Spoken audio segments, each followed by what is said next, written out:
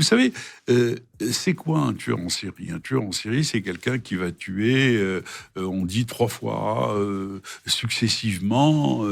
Mais il y a des tueurs en série qui sont appréhendés après le premier crime.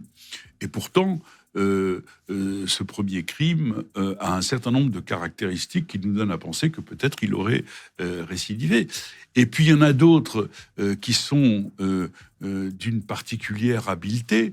Et puis dans d'autres cas, c'est la police qui est particulièrement maladroite.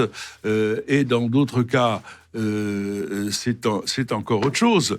Dire que le tueur en série, c'est celui qui est passé dans les mailles du filet, dans une certaine mesure. Et là, il y a quelque chose de tout à fait étonnant.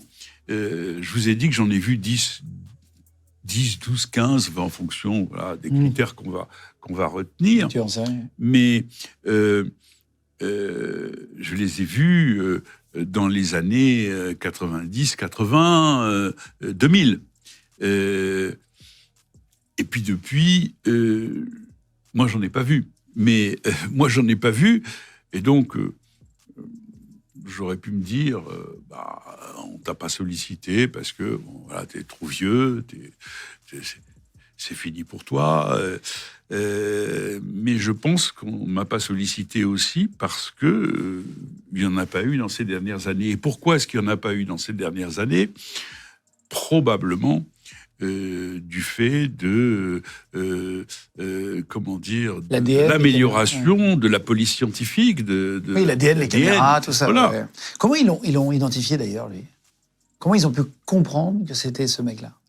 Alors, une juge d'instruction particulièrement tenace travaillant sur l'enquête a sollicité les ADN d'un grand nombre de gendarmes qui travaillaient à l'époque sur cette affaire.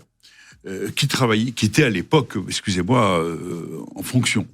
Pourquoi ils pensaient que c'était un gendarme? Ils avaient compris que c'était un gendarme? Ils ont orienté l'enquête sur un profil de gendarme. Un profil de gendarme. Et la question se pose, elle est posée d'ailleurs par la série, est-ce que le fait qu'il soit gendarme puis policier n'a pas, si je puis dire, entraîné un certain aveuglement des enquêteurs?